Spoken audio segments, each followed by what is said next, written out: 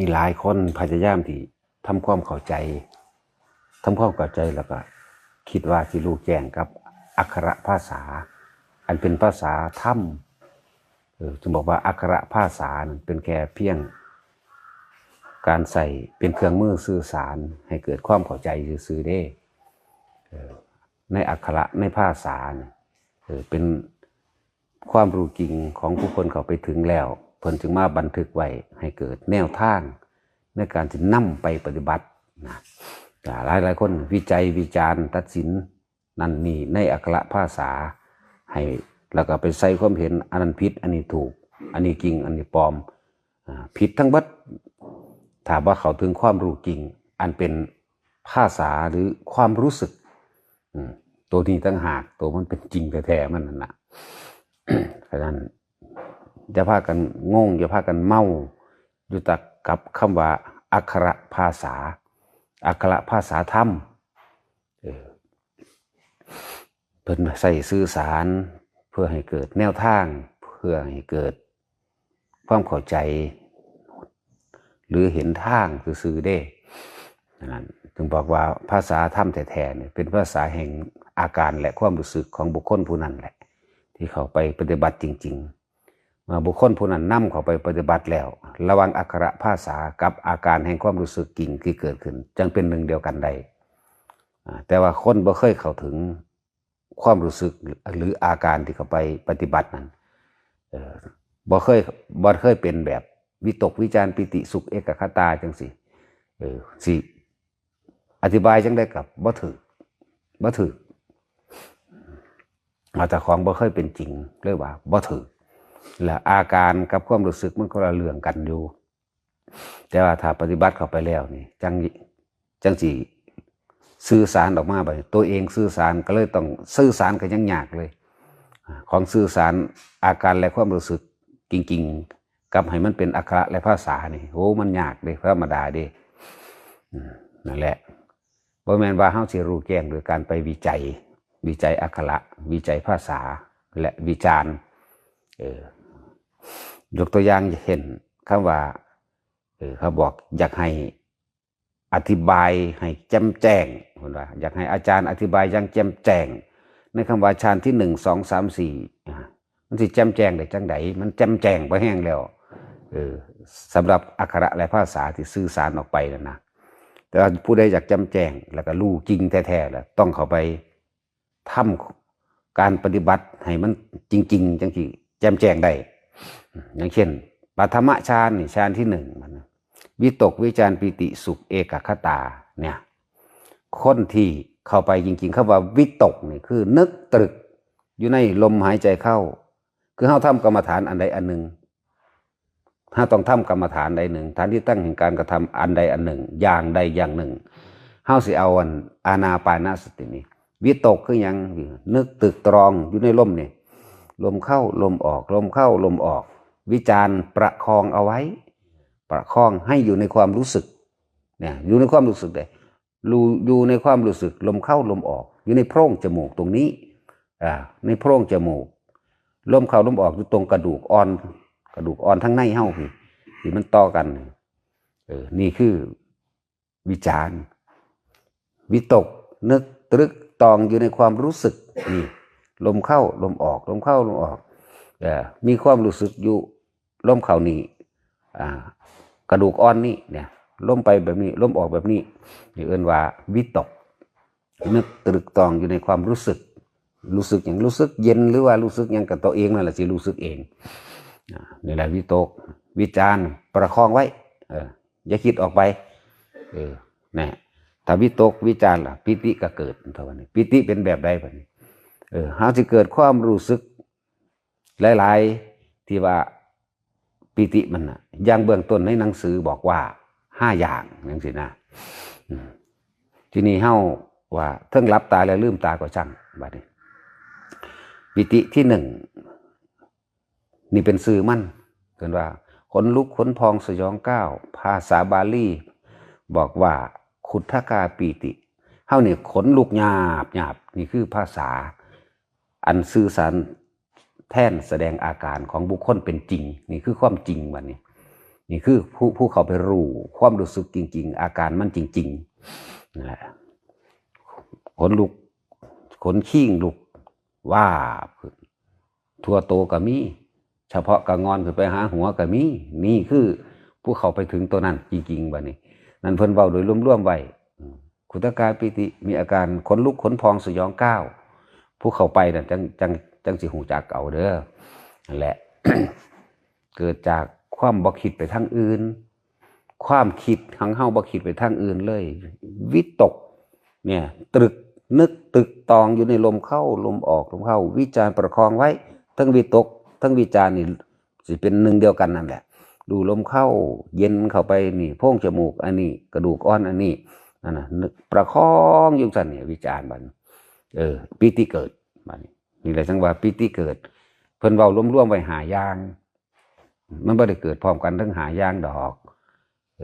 สำหรับคนที่กระทำจริงๆจะรู้สึกได้นี่เห็นบ่บ่ได้เป็นภาษาได้บ่นี่เป็นรู้สึกได้ในอาการแห่งความรู้สึกนั่นนี่แหละจึงบอกว่าภาษาธรรมคือความจริงแท้ๆเนี่ยสื่อสารโดยอักขระภาษายากคนผู้นั้นเข้าไปเนี่ยจังสิเป็นขนาดมีคนความรู้สึกเดียวกันก็ยังสื่อภาษาออกมาต่างกันทีนี้ คือพวกเฮาเว้ากันนิ่มๆนวงๆนึบๆอีกผู้นึงเขาว่าเป็นปวดนั่นผู้สิใส่ซื้อภาษาว่าปวดเขาเข้าใจว่าเป็นปวดเบ้าตาเป็นปวดหน้าผากเป็นคือปวดหัวปวดแขวไปเด้เนี่ยนี่แหละจึงบอกว่ามันเป็นการสื่อสารในอักขระภาษามันยากแต่ความรู้สึกเดียวกันเดียวก็ยังอันสื่อออกมาคนละสื่อตุ๊บนุบเฮาว่านิ่มนวงเสียวจังซี่เฮาว่าเย็นลึกในกระดานหน้าผากจังซี่เพื่อสิให้ความรู้สึกพวกนั้นสิถ่ายทอดมาเป็นภาษาเขาเข้าใจได้แล้วนั่นล่ะจังซี่เฮาก็ปล่อยผ่านไปเพื่อให้เขาเกิดกรรมฐานอันใดอันหนึ่งอันเป็นที่ตั้งหรือวิหารธรรมเฮาเอาตัวนี้เป็นเครื่องอยู่ของใจเฮาเอาตัวนี้เป็นเครื่องอยู่ของความรู้สึกเฮาหรือวิหารธรรมนี่ก็ภาษาเห็นบ่นี่อักขระและภาษาล่ะอันนี้ที่สื่อสารเพื่อเกิดความเข้าใจว่าอยู่ในความรู้สึกนั่นเด้ออยู่ในลมนั่นเด้อนะจึงบอกว่ามันอธิบายมันก็แจ่มแจ้งเบิดในหนังสือเพิ่นก็อธิบายแจ่มแจ้งแล้วนะแต่อยากแจ้งอยากรู้จริงบัดนี้ก็ตัวเองต้องลงเองเฮ็ดเองว่าวิตกวิจารปีสุขเอกคตานี่วิตกเฮาเ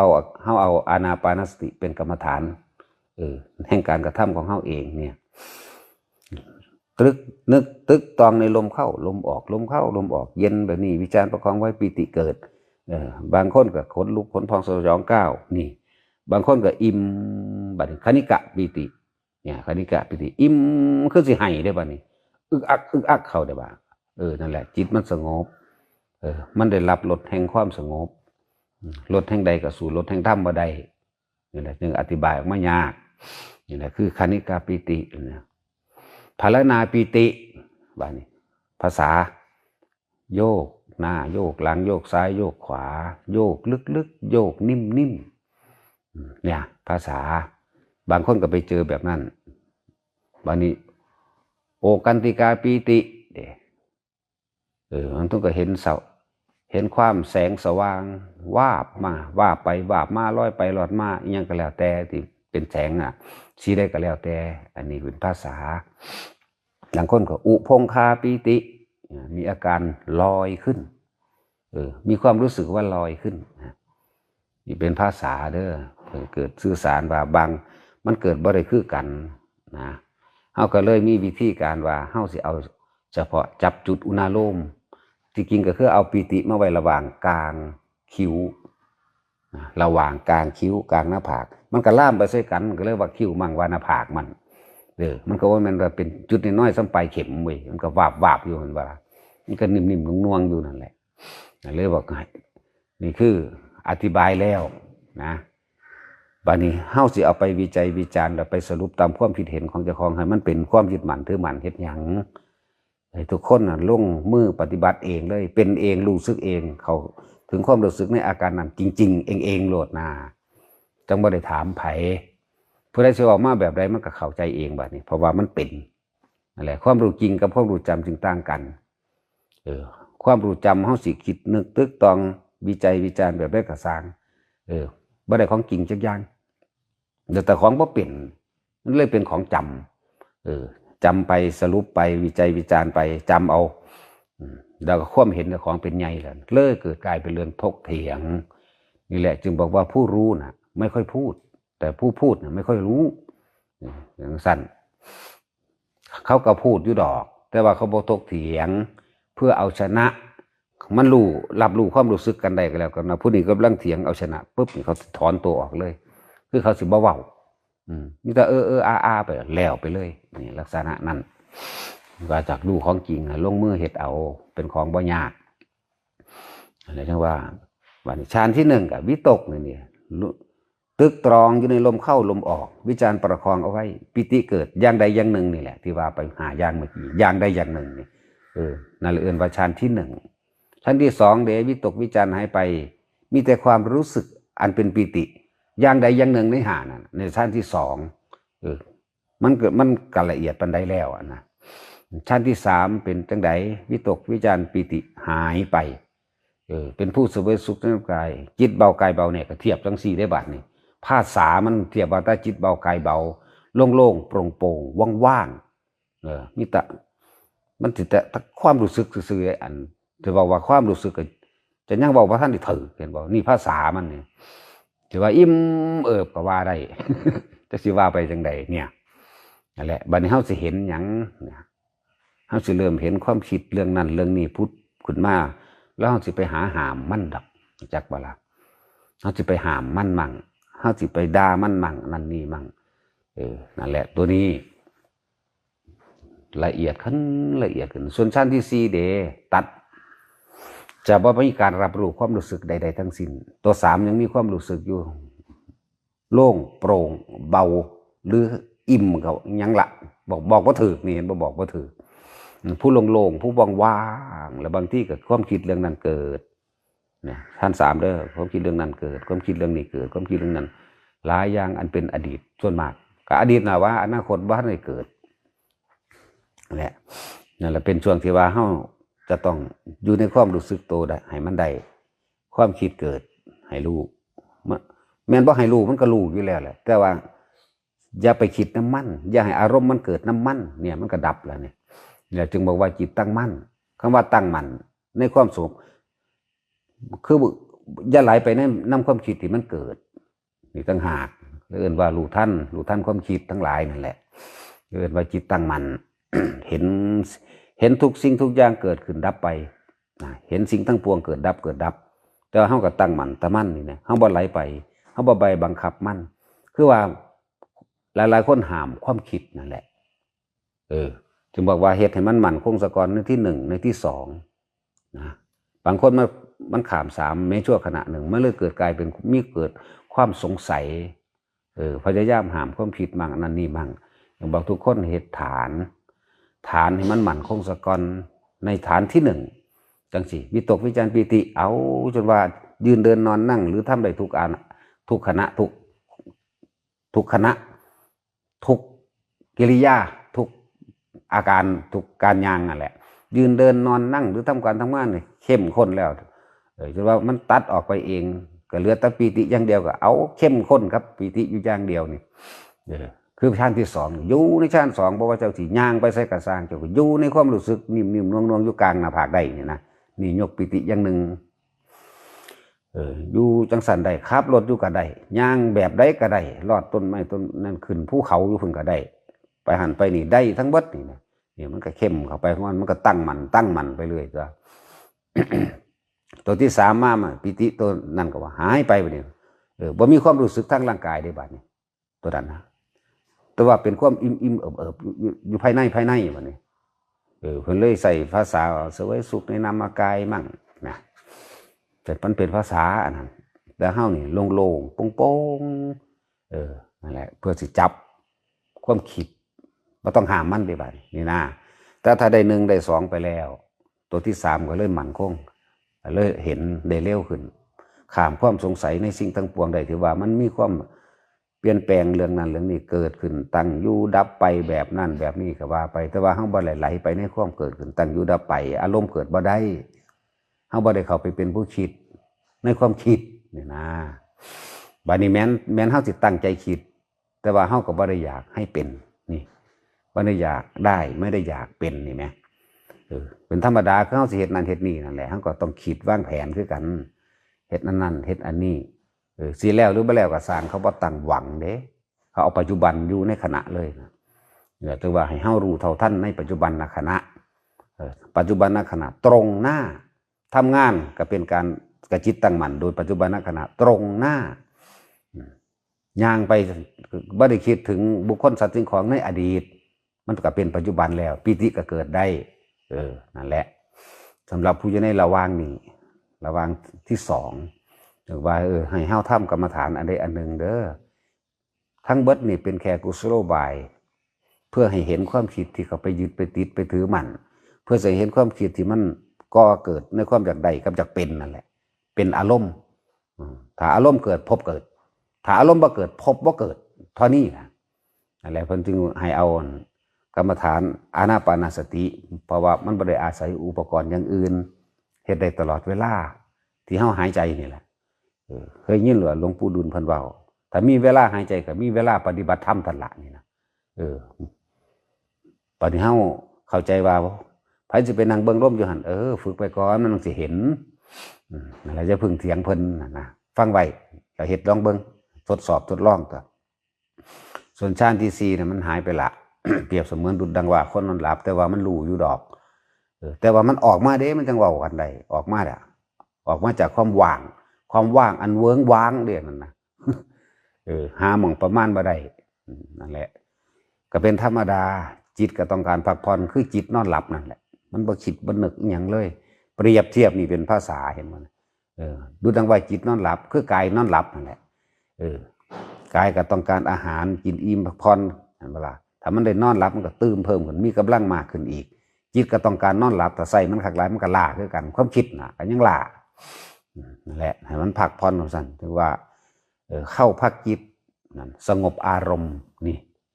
เข้าฌาน4เลยเปรียบเทียบเป็นภาษาว่าเข้าพักจิตสงบอารมณ์แต่ว่าอันนี้นั่นน่ะเอาไว้มันเป็นเองซะมันบ่มีผู้ใดตั้งใจเข้าได้ดอกมีแต่ทำไปโดยลำดับของมันแล้วมันก็ปึบไปเองดอกนั้นแต่ตั้งใจบ่ได้นะตัวนี้นั่นแหละมันยังมีเจตนาอยู่ให้มันลอยไปเองมันเป็นไปเองจนกว่าสิชินชำนาญเฮ็ดได้เป็นแสนเป็นล้านครั้งซะก่อนจังว่ากันแนวจังซี่แต่ว่าบ่ต้องไปบืนใส่มันดอกเอา1 2 3นี่ก็บรรลุได้แล้วรู้แล้วคำว่าบรรลุนี่ท่านความคิดเจ้าของบ่ให้เกิดอารมณ์ได้แล้วนะท่านความคิดสิกำลังปรุงแต่งหยุดมึงสิไปเกิดไปตายทั้งใดนี่มันก็หยุดปั๊บรู้แล้วมันก็ขึ้นมาหั่นตัวรู้หยังรู้ความคิดนะเมื่อตายเห็นกำลังสิคิดจังซี่ดึงขึ้นมาปั๊บนี่เอาอีหยังมาเป็นฐานที่ตั้งแห่งการกระทำกล่าวล่มนั่นแหละเนี่ย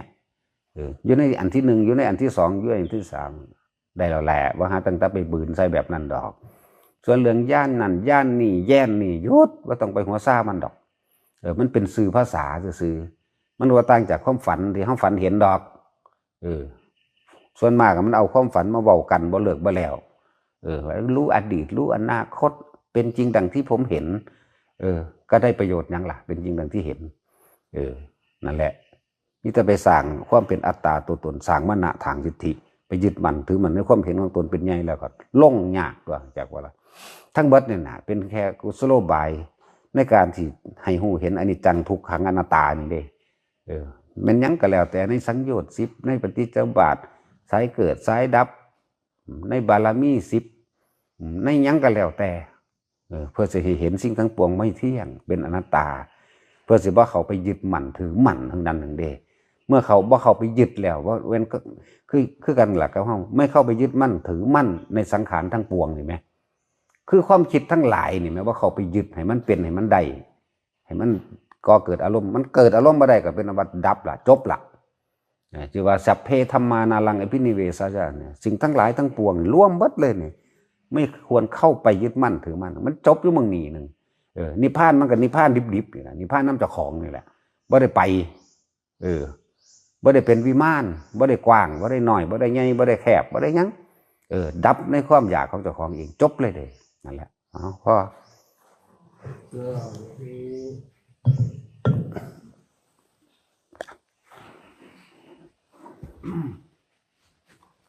ยะถาวาริวหาปุราปริปุเรนติ